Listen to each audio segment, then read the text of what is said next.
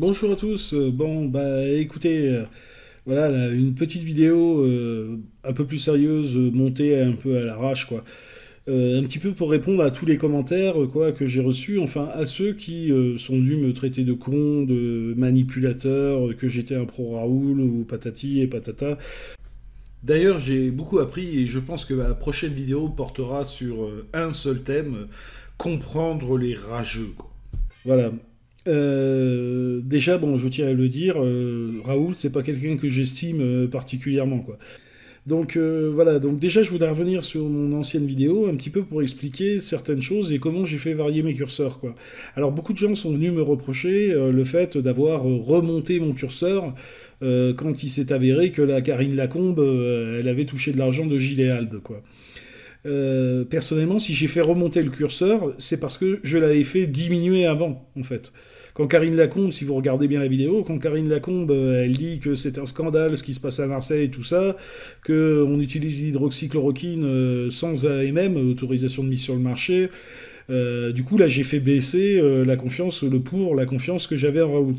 Mais quand derrière, on apprend qu'elle, elle touche des milliers d'euros de la part du concurrent, bon, bah, je l'ai remonté, du coup, et j'ai rééquilibré les choses, quoi. C'est tout. Ensuite, par rapport à Sanofi, donc, parce qu'on m'a aussi reproché de ne pas avoir parlé de Sanofi et des liens avec Raoult.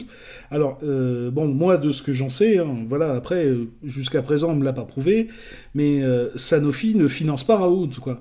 Sanofi, il finance l'IHU et la fac de médecine, quoi. C'est-à-dire que l'argent de Sanofi qui est injecté dans ces structures, elle sert normalement à payer des bourses de thèse, du matériel, du matos, tout ça, patati, patata, quoi. Elle tombe pas dans les poches de Raoult pour s'acheter une nouvelle bagnole ou un voyage aux Seychelles, quoi. Comme c'est le cas, par contre, pour Karine Lacombe. L'argent du labo Gilead tombe directement sur son compte en banque à elle. D'accord? Sans contrepartie. Donc, bref, voilà. Bon, là-dessus, j'y reviendrai aussi un peu plus loin. Alors, une chose quand même que je tiens vraiment à préciser, hein, Sanofi, ça vaut pas mieux que Gilead. Je ne dis pas ça. Attention. Pour moi, Sanofi, Gilead, tout ça, ce sont des grands labos. Hein. Il y en a pas un de gentil et l'autre qui est méchant. Absolument pas. Hein. D'accord? Parce que ce qu'il faut bien comprendre, c'est que toutes ces grandes firmes, d'accord, qui brassent des millions et des millions, hein, toutes ces grandes firmes, elles ne sont pas dirigées par des scientifiques. Hein, c'est des champions du commerce, du marketing, du management, etc., qui dirigent tout ça. D'accord?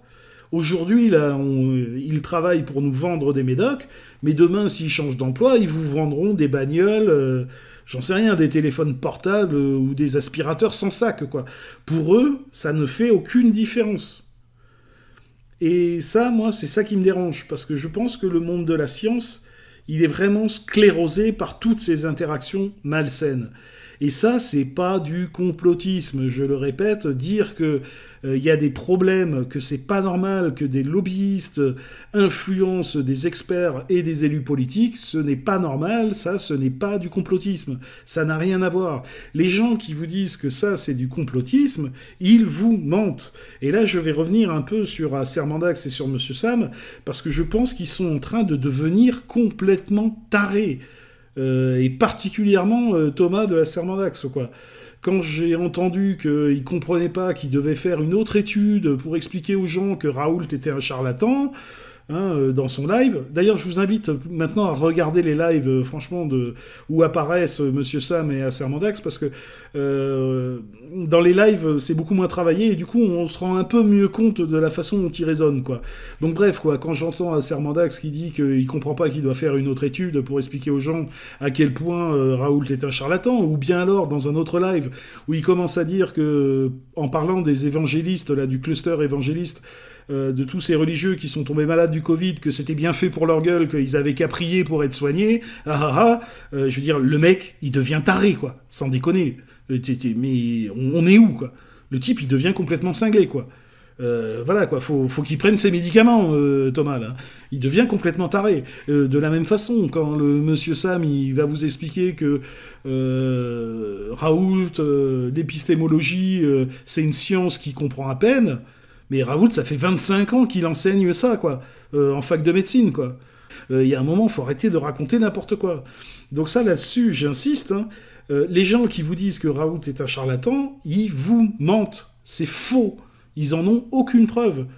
Ils ont des suspicions, d'accord? Ils ont prouvé, et là je suis tout à fait d'accord avec eux, hein, sur leurs vidéos, que les études de Raoult, là, les dernières études, étaient médiocres. Ils ont tout à fait raison. Mais ils ne peuvent pas prouver que c'est un charlatan. Quand ils vous l'annoncent, que le mec a frotté, que machin, que ceci, que cela, ils vous mentent. Ils se foutent de votre gueule, je vous le dis. Et exactement de la même façon, ceux qui vous disent que la chloroquine est un remède miracle qui va sauver toute la planète, c'est la même chose. Ils vous mentent. Ils n'en ont pas la preuve. En gros, personne n'est capable d'affirmer quoi que ce soit. Et si moi, personnellement, dans la mesure où j'ai pas de preuves formelles de quoi que ce soit, si je dois suivre quelqu'un, je vais plutôt suivre l'expert mondial en infectiologie. C'est tout. Plutôt que un fleuriste, quoi. Oui, bon, ça, c'est une petite blague à part, parce que bon, moi aussi, j'ai fait des études de bio, et les gens qui s'orientaient vers la biologie végétale ou la FIV, enfin la physiologie végétale, on appelait ça des fleuristes, quoi. Bref, donc ça, c'est une petite pique pour Thomas, quoi, de Sermondax. Donc, voilà.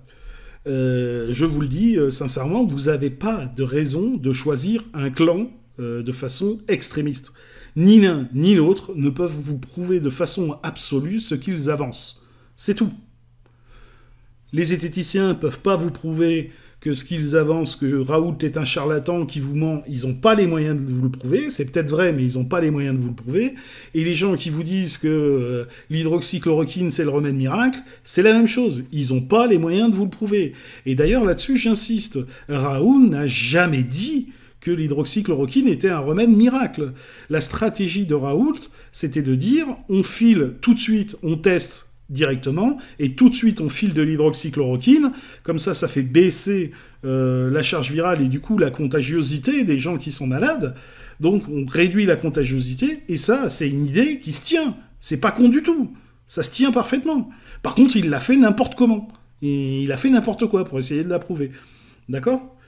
Voilà, donc après moi je tenais vraiment à vous faire comprendre que globalement, là, actuellement, ceux qui se présentent comme des anti-complotistes ou ceux qui sont complotistes, à s'imaginer qu'il y a des Illuminati, que machin, c'est une façon de blablabla, préparer les gens à être vaccinés, à avoir des puces, la 5G, tout ce genre de conneries, là, et globalement, fondamentalement, même, je dirais, c'est à peu près les mêmes. Hein.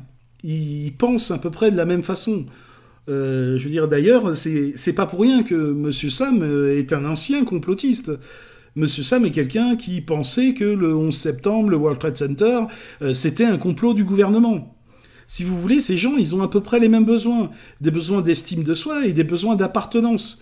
Des besoins d'être mis en avant et d'appartenir à une communauté forte. Donc en gros, le zététicien extrémiste, là, comme est en train de le devenir à Sermondax, et le religieux qui vient vous expliquer la voie du Christ, c'est à peu près les mêmes. Sincèrement, ce sont à peu près les mêmes. Ils ont des stratégies différentes, mais ce sont à peu près les mêmes. Et ça, je vous renvoie vers la vidéo là, de PsychoQuack, là-dessus, là. Celle que j'avais rapidement montrée dans ma dernière vidéo. Il l'explique très bien. Il l'explique très bien. Voilà. Après, je voudrais revenir aussi sur le monde de la science, quoi, qui est d'ailleurs, pour en revenir à ça, hein, à Sermondax, qui présente le monde de la science comme un héroïsme collectif. Non, non, non. Le monde de la science, je l'ai déjà expliqué, c'est un monde ultra concurrentiel, avec des gens qui ressemblent tous, d'ailleurs, plus ou moins à Raoult, des gens qui se tirent dans les pattes, qui font tout pour passer devant, des rats, quoi. Il y a énormément de rats là-dedans, je vous assure. Et moi, ce qui me dérange le plus, et particulièrement dans le monde de la médecine, c'est qu'il est sclérosé par tout un tas d'interactions malsaines. Que des labos pharmaceutiques interviennent auprès des experts, c'est malsain. Et ça existe. Hein. Je vais vous reprendre l'exemple de Nicolas Hulot, par exemple, qui avait quitté le gouvernement Macron. Pourquoi? Il s'était expliqué. Hein. Il avait quitté le gouvernement Macron. Pourquoi? Parce qu'il en avait marre d'avoir dans les conseils ministériels ou ce genre de trucs, dans son ministère à lui, des gens qui étaient là dans les réunions et qui n'avaient rien à foutre là, qui n'étaient pas des élus ou des gens qui appartenaient à son cabinet ministériel. Et il l'a très bien expliqué. Je vous invite à aller lire un peu les histoires sur Google, tout ça. Et il s'est barré à cause de ça. Il en avait marre d'avoir des lobbyistes dans son cabinet ministériel. Et ben c'est exactement la même chose dans les ministères de la Santé. C'est ça qu'il faut comprendre. Et ça, c'est pas du complotisme, j'insiste. Ça existe. C'est une vérité terminée. D'accord ? Et le problème, moi, à mes yeux, il est vraiment là. Le monde de la science, il est sclérosé par toutes ces interactions malsaines, quoi. C'est pour ça que je pense, sincèrement, que Raoult n'est pas le seul responsable du fiasco actuel. Et je ne crois pas au discours du seul contre tous. Hein. Moi, je n'y crois pas une seule seconde. Là, le discours « Allez l'OM, Marseille, machin, contre la province, Raoult, c'est Obélix, il se bat contre tout le monde, contre le système. » Non, non, non, non, non. Raoult, il en fait partie du système et il sait très bien comment il marche, le système. Il nous l'a montré, hein. Et pareil, la méthodologie que défendent M. Sam et Yasser Mandax, bien qu'extrêmement efficace, hein, je sais, c'est très efficace, mais cependant, elle n'est pas sans biais, elle n'est pas parfaite. Et moi, cette vision-là, bipolaire, me dérange profondément. Alors, ça me dérange pas quand on parle des charlatans, du genre là, le Thierry Casanovas, là, je sais plus trop quoi, qui essaye de vous expliquer qu'on peut soigner le cancer avec du jus de carotte, ou bien alors des gourous magnétiseurs qui viennent vous expliquer les bovis dans les crop circles. Tout ça, là, ça, la zététique, ça marche très bien, il n'y a pas de problème. Mais par contre, dès que ça touche à la recherche et au monde de la santé, eh ben là, ça devient beaucoup plus compliqué. Et je pense que nos amis zététiciens, là, pas tous, hein. Et d'ailleurs, petite parenthèse pour Hygiène Mentale, c'est pas pour rien que c'est lui que je préfère, parce que lui, il a bien compris qu'il n'avait pas forcément le niveau pour parler de ça, donc il s'est abstenu et il a eu raison. Mais par contre, la Tronchambier là, et Monsieur Sam, là, pour moi, c'est vraiment le mythe de Icare, quoi. Ils ont voulu voler trop près du soleil, quoi. Ils se sont dit, c'est bon, on a trouvé un charlatan à démasquer, mais ils n'avaient pas le niveau, quoi. Ils n'avaient pas le niveau, quoi. Et du coup, ils sont en train de se transformer en inquisiteurs, quoi, qui va aller brûler les sorcières, quoi. Et ils vont tellement loin dans leur truc. Enfin, moi, ça me choque. Sincèrement, ça me choque. Et pourtant, ça me fait de la peine parce que c'est des gens vraiment dont je suis les vidéos depuis des années, que j'apprécie, dont j'apprécie vraiment le travail. Et ça me choque qu'ils deviennent comme ça, quoi. J'espère d'ailleurs que... Enfin, particulièrement Thomas, j'espère qu'il présentera quand même ses excuses pour insulter les gens en live en leur disant je vous emmerde si vous n'êtes pas d'accord avec moi, ou au moins aux évangélistes là qui sont tombés malades, quoi. J'espère qu'il s'excusera en disant que c'était inapproprié ce qu'il avait dit, quoi. Bref, tout ce monde de la science, il est quand même bien compliqué, quoi. Et moi, personnellement, hein, je sais que je vais peut-être passer pour un gros communiste, hein, mais je fais partie de ceux qui pensent que, comme pour l'éducation, tout ce qui touche à la santé devrait relever uniquement de la responsabilité de l'État. Un peu comme c'est pas à Microsoft d'imposer les programmes scolaires de nos élèves, de nos enfants, ce n'est pas au labo de choisir le traitement et les études qu'il faut faire. Et il est là l'énorme biais là, dans la recherche actuellement, c'est quels sont les critères de choix des traitements qu'on va étudier dans les études cliniques, quoi. Et là, je vais reprendre l'exemple de la chloroquine. Toutes les études montraient que l'hydroxychloroquine avait un effet in vitro. Raoult, que ça plaise ou non aux gens, hein, qu'on l'aime ou qu'on l'aime pas, c'est quand même un des plus grands experts mondiaux. Il l'a préconisé depuis 2 mois. Elle aurait dû être intégrée dès le début dans l'étude Discovery pour vérifier son efficacité in vivo. Et on peut me raconter tout ce qu'on veut. Il n'y avait aucune raison de ne pas l'intégrer dès le début à l'étude Discovery. On n'aurait jamais eu tout ce cirque si tout le monde avait été rigoureux dès le début. Bon, voilà, écoutez, désolé pour cette vidéo un petit peu plus agressive et puis un petit peu faite à l'arrache, quoi, je le reconnais.